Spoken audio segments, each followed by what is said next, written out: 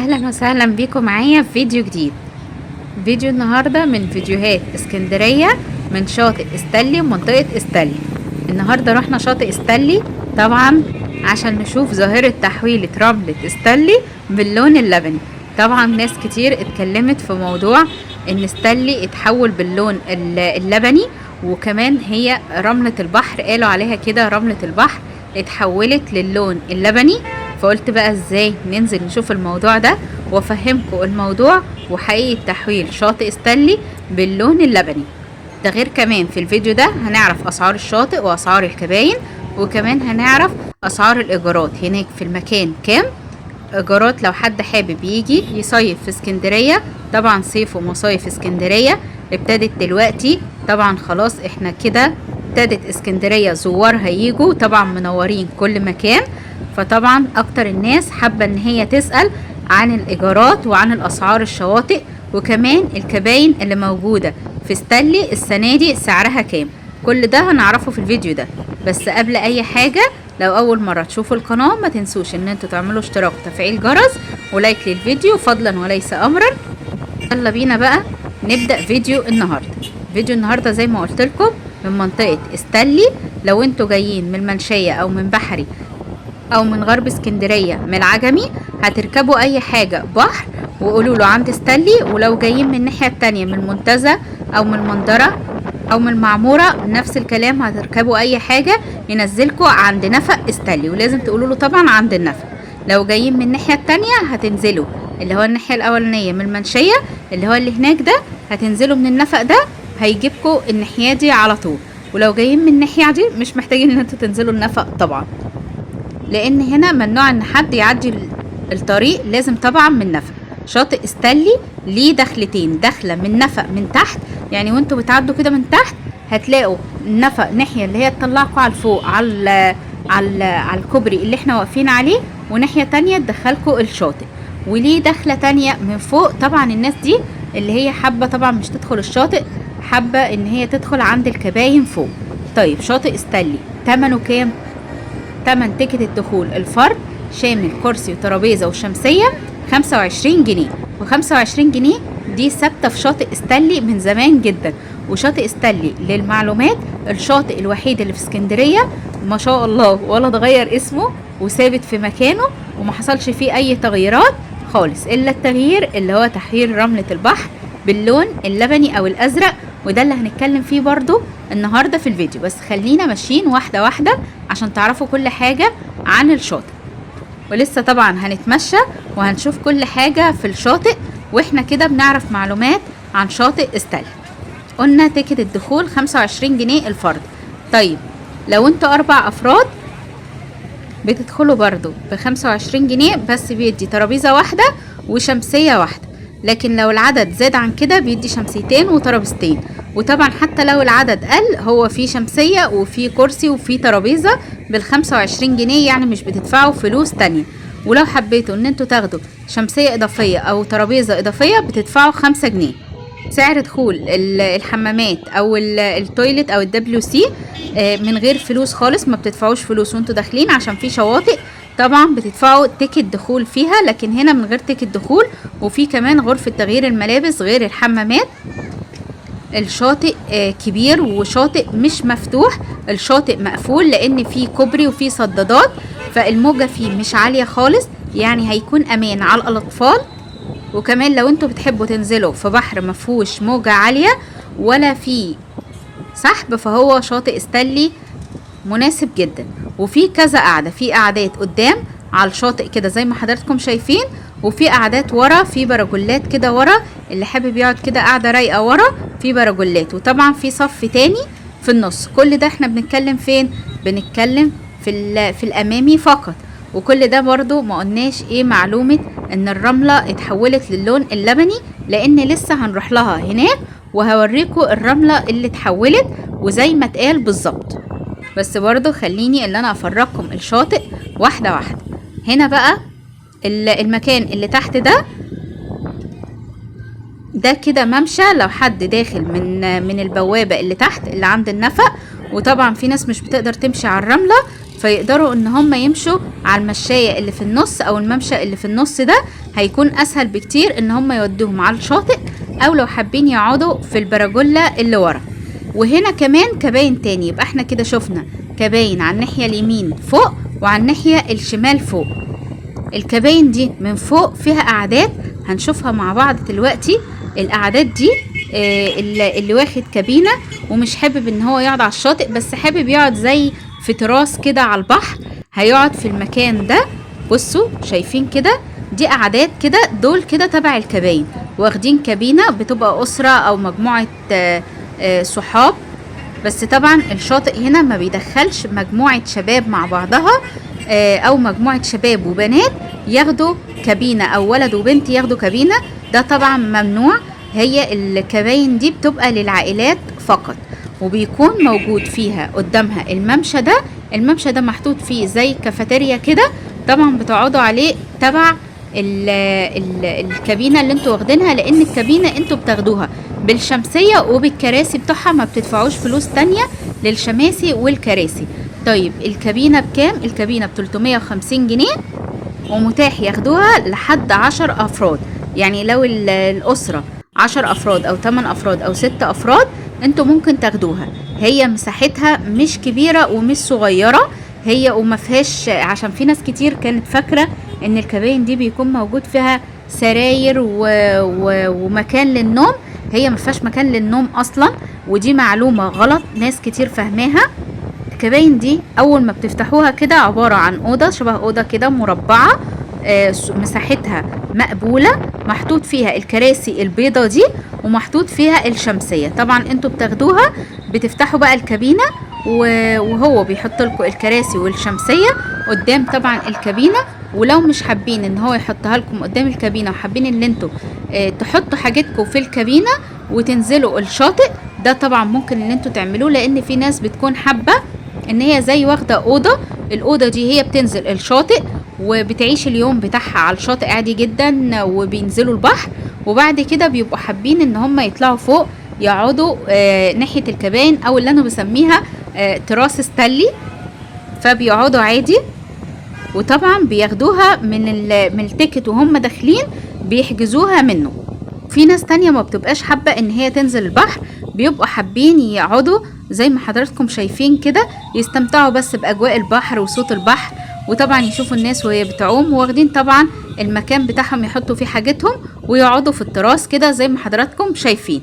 وينفع كمان ان انتوا تقعدوا في التراس ده من غير ما تاخدوا كابينة، بتاخدوه بسعر الشمسية والكراسي عادي جدا. شايفين كده كل مجموعة مع بعضها. الشاطئ هنا نضيف جدا وامان، ومفهوش اي حاجة ممكن حد يخاف منها ان حد يتضايق منها. شايفين كل دي كباين جنب بعضها، وكل دي عائلات اللي واخدة الكباين، وبتاخدوها بنفس السعر من الصبح لحد بالليل.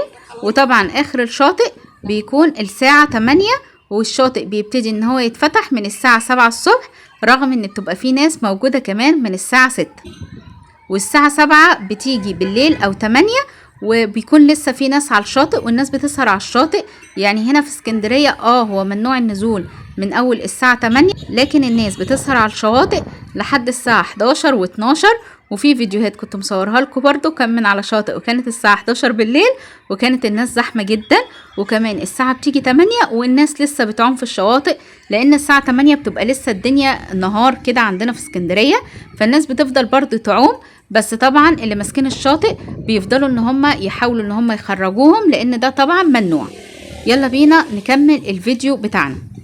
كده احنا قلنا سعر دخول الشاطئ، وقلنا سعر دخول الكباين، وكمان حجزها، وكمان قلنا اللي حابب يقعد في التراس السعر بيكون كام، وقلنا كمان حاجات كتير تيجوا الشاطئ ازاي ورأيي في الشاطئ. وطبعا بعتذر ان اضاءة الشمس اصلا كانت مبوظة الكاميرا جدا، بس انا حبيت ان انا لازم ان انا اصور لكم الفيديو ده في اقرب وقت وما استناش يوم تاني، لان خلاص هنا الشمس كانت مش افضل وقت للتصوير، بس كان لازم ان انا اصور الفيديو ده عشان اقول لكم ايه حقيقة الموضوع ده وتعرفوا الحقيقة، لان في ناس كتير بتبقى جاية اسكندرية على الشاطئ ده وبتكون كمان حاجزة مواعيد، فكان لازم ان انا اصور واقول لكم طبعا الحقيقة. وطبعا هتقولوا لي انت ما نزلتيش صورتي من تحت ليه؟ من تحت هنا بيبقى فيه اعداد خاصة جدا، وبيكون ممنوع التصوير، او التصوير بيكون بتصريح، وانا التصريح لسه بتاعي هيطلع الشهر الجاي. بس طبعا لازم ان انا اقول لكم حقيقة الموضوع، فصورت لكم المكان من فوق.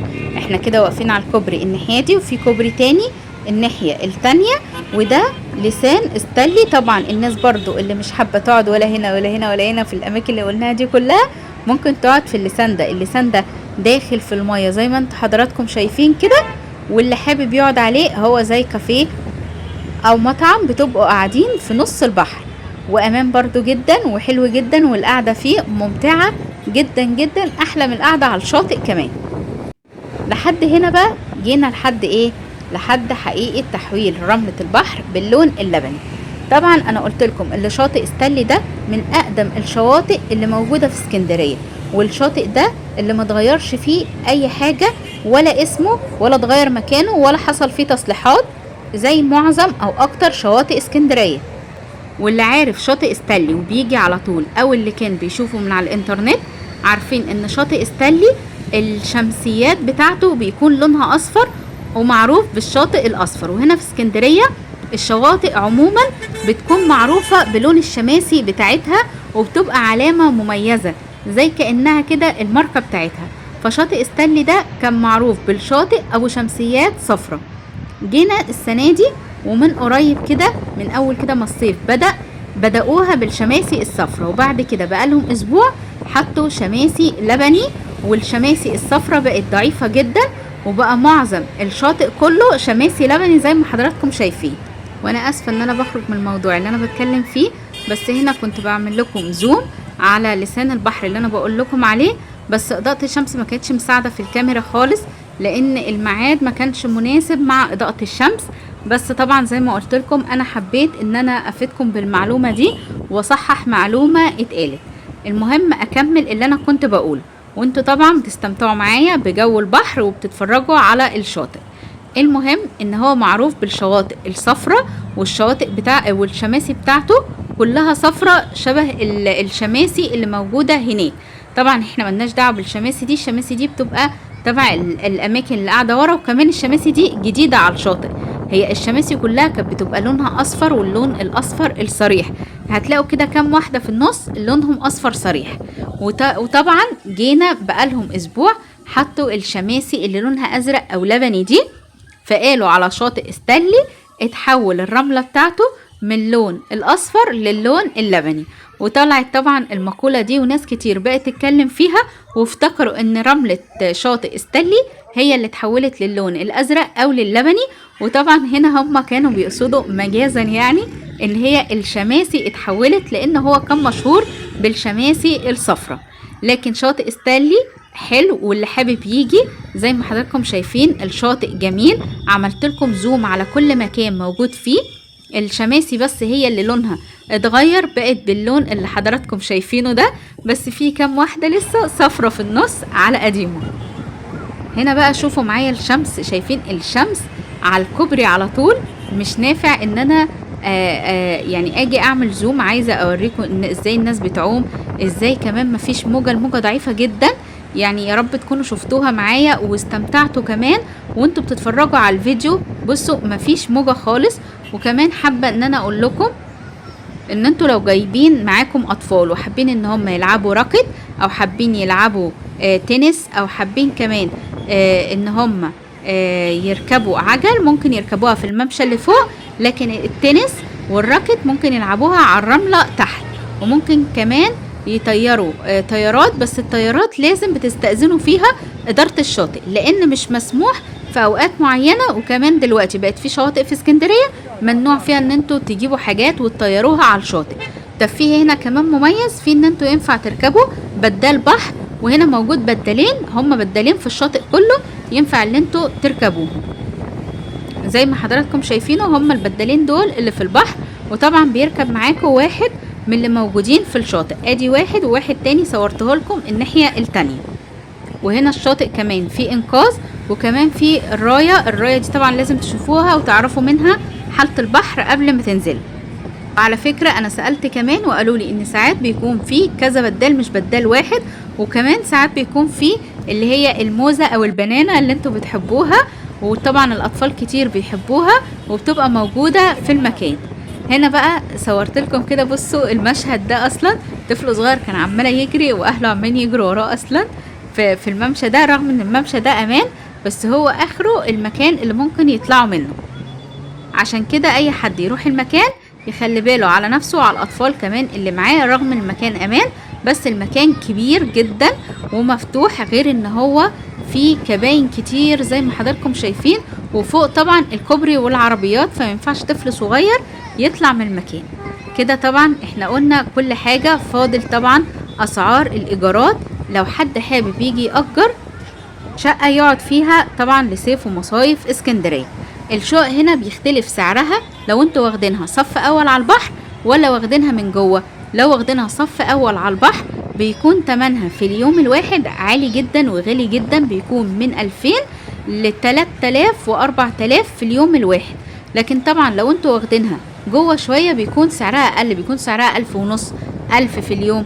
وفي كمان لو دخلتوا اكتر واكتر جوه ممكن تأجروا اليوم الواحد ب 200 جنيه او ب 250. لكن طبعا زي ما قلت لكم كل ما تطلعوا صف اول بتوصل لحد 3000 و 4000 في اليوم الواحد، وده طبعا على حسب مساحة الشقة وكمان العمارة اللي انتوا واخدينها اللي هي واجهتها على البحر على طول، فعشان كده بيرتفع سعرها. لكن طبعا ممكن ان انتوا تصيفوا بكل الاسعار اللي انتوا عايزينها، بس طبعا مش شرط صف اول على البحر لو انتوا حابين بسعر اقل، ولو حابين واجهة اولى او صف اول طبعا بيكون ليها سعرها زي ما قلت لكم. وتقريبا انا كده قلت لكم كل حاجة عن الشاطئ، ودي العمارة اللي قدام الشاطئ على طول اللي حضراتكم شايفينها، وطبعا ده النفق اللي انا قلت لكم عليه اللي هو تيجي منه للشاطئ.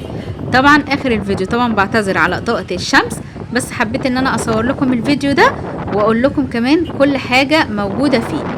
الفيديو ده انا كنت مصوراه قبل كده على القناة، اللي حابين يشوفوه نزلنا وتمشينا من جوه وتمشينا على الشاطئ، وكمان كنت بصور لكم وانا تقريبا كنت نازله البحر مع الناس اللي بعوم، فهتلاقوا الفيديو هنا على القناه، ادخلوا شوفوه. وكان في النهار وكان بدري شويه، وايام طبعا ما الشماسي كانت باللون الاصفر. هو ده كان فيديو النهارده، اتمنى ان هو يكون عجبكم، وكمان اتمنى ان انتوا تدخلوا على القناه وتشوفوا بقيه الفيديوهات على القناه هتعجبكم جدا، واكتبوا لي في الكومنتات حابين ان انا اصور ايه الفيديوهات اللي جايه. وما تنسوش طبعا فضلا وليس امرا تعملوا اشتراك وتفعيل الجرس ولايك للفيديو، واشوفكم فيديو جديد على خير ومع السلامه.